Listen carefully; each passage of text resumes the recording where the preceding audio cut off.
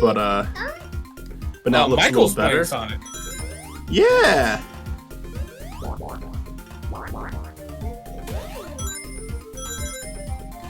You ask Milo. This is what Triple Trouble looked like when I was a kid. Just kidding, it didn't look like this, but this is what we all imagined it looking like. This is what it looks like in your memory, and then you boot the game up again, and you're like, ugh. No, that's exactly what it is. Michael's recording. Ask Milo who's his favorite Sonic character. Ask him. Who's your favorite Sonic character? I heard that. Milo, a man of taste. Yeah. Yeah, we know you like Sonic. Oh, no. No, I mean, yes, I love Tails, but... Alrighty. Let's start this bad boy. Yeah. I absolutely love this 90s-ass Sonic menu. I love it. It resembles the game so well. It's like the old Japanese box art. Yep, it's so many broken, buddy. Beautiful details in this game. I'm sorry that there is child plus chaos going on in the background. Milo's cool. Milo's chill. All right. If it was any other child, I would shout at them. I would demand you put the headphones on their ears so they can hear the things I'm gonna say to them. But Milo's cool. Spidey Norman yells at children. Spidey Norman canonically yells at children on a daily basis. So anyway, fun. What's gonna be interesting about these last two zones? Assuming this game doesn't add another zone, they did add that ship level, but I don't like the last two zones in Triple Trouble. I like Triple Trouble. I do not like the underwater zone. I do not like whatever that last zone's supposed to be. Is it like a space zone? I can't even fucking tell what they're going for. But this game has been great so far, so let's see if they can actually make something fun out of this concept. Right off the bat, you can bounce in the water and go into a fun little special stage. So you know what? Already I like it more.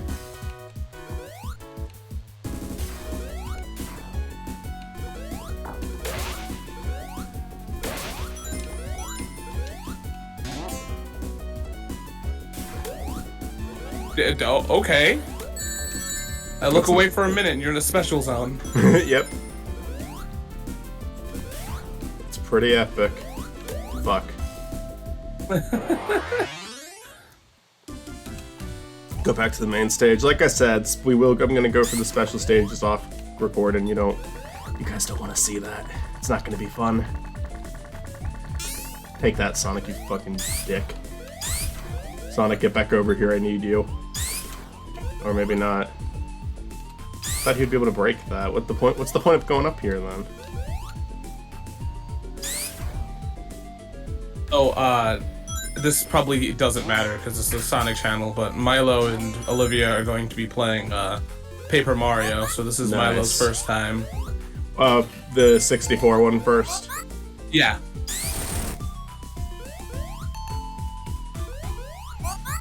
Yeah, I like the 64. I think it's because Olivia you haven't played the 64 one, right? Okay.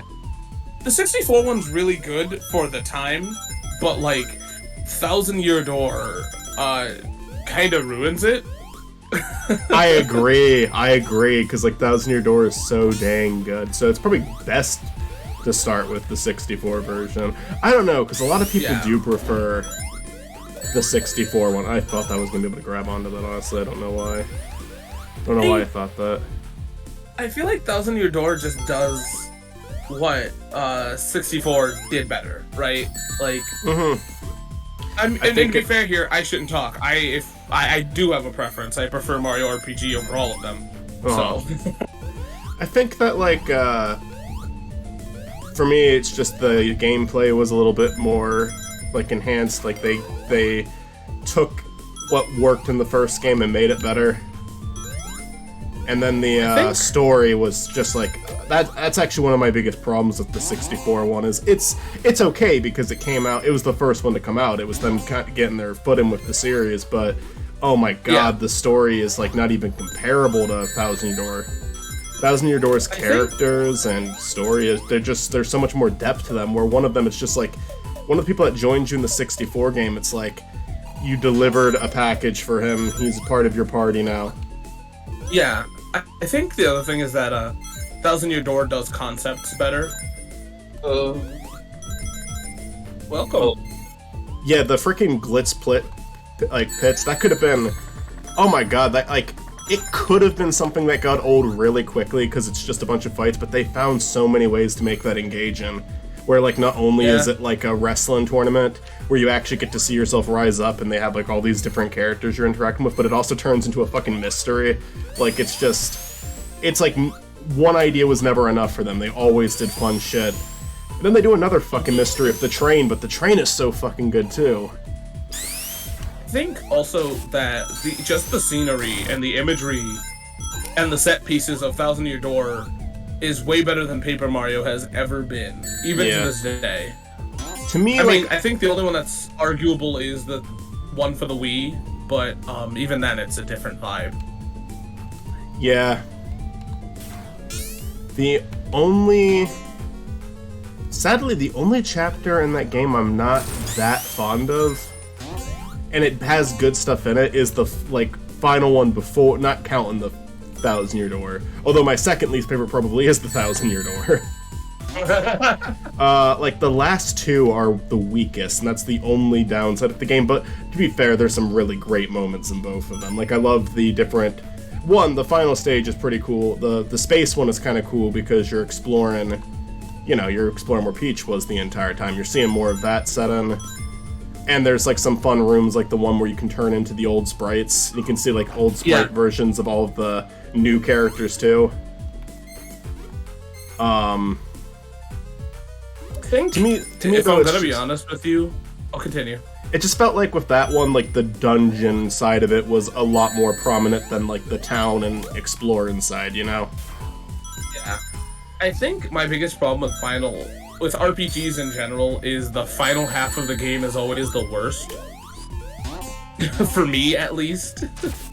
There's Dragon a lot Quest of XI, RPGs I think like, the first half. I think the first half is great, and then the second half is better. Yeah, no, I even think like with Dragon Quest, I think it's fine. I think. But man. But most RPGs just have kind of underwhelming endings. Aw. So. I definitely agree at times. Let me think of another one. Like, because yeah, I mean, I do technically agree with that Thousand Year, but I do think in the end, the ending they gave it was a good one. Oh, not even the ending. I mean, just like the final, like the setup to it. Like, oh man, we're like here, and then yeah, like Thousand Year Door. 5 million things happen. The Thousand Year Door itself, it's like, oh, it's cool that we're finally here, but it's also just like, man, the train was more fun than this. You know? And I'm not saying like every RPG has that like bad ending, or not even bad, just underwhelming ending, but like it's kind of just, I don't know, I feel like it's they put a lot of like, I guess it's also I'm coming from somebody that plays like Shin Megami Tensei and Persona, and Shin Megami Tensei is the game, it's like the definition of assholery. Yeah. Where they're like, hey, guess what? You're at the final boss. One enemy will one-shot you. Oh, and there's no healing items. Uh-oh. So, like... Please let me out. Please let me out. Okay, this'll do it. Oh no, Tails is gonna die. Sonic, hey, how do you like it, Sonic? Now you're gonna suffocate. Oh, okay, he made it. He's fine, actually. This is by the way, this is like in every single way significantly better than the one in the actual game. Like, this is I even recognize exactly what this location is supposed to be like in the original level, and it's just everything about it is, it's more fun, it's more charitable, it controls decently. Like, it's just better in every single way. There's still a bit of a challenge going on, though, because you can't be underwater that long and you need your air bubbles. Probably gonna fight Fang now. Yep. Yeah, the Fang fights were initially only in the special stages, but now this person did something different with the special stages and just incorporated Fang into the actual game, which is a good call because Fang's supposed to be like the main villain. Just get him, Sonic, please. I don't have any rings left and you are fine. Fang was always like an interesting character because like I only saw him in promotional shit. Yeah. So yeah, like you know, like comics and stuff. He was always a mystery. Because he's like hidden, yeah. So this is already doing something interesting. Oh my god. That's cute. Yeah. I mean, this was in the original Triple Trouble 2, it's just you only got to have one of the characters. You know, you didn't play as Sonic and Tails together. Now we're sharing a submarine. It's cute that they still have it, but it's cute. Yeah, I agree. Is Matt here still? I heard Matt say like one thing. Yeah, but we've been like rudely excluding him from the conversation. Fuck. Well, I got out. Oh, hashtag play more video games. I had to get out and deliver a pizza. That's why I didn't say anything for the past like minute and a half. Oh, so you're being a productive citizen. Okay, I see how it is. Fuck you, Wires. No, I'm just doing my job to get paid. I'm being a productive citizen, I'm making content. I want to kill that worm. Alright. Damn, the backgrounds. Yeah, it looks wonderful. Maybe we can get together and be reproductive citizens, you know what I'm talking about? Matt will not stop sexually harassing me.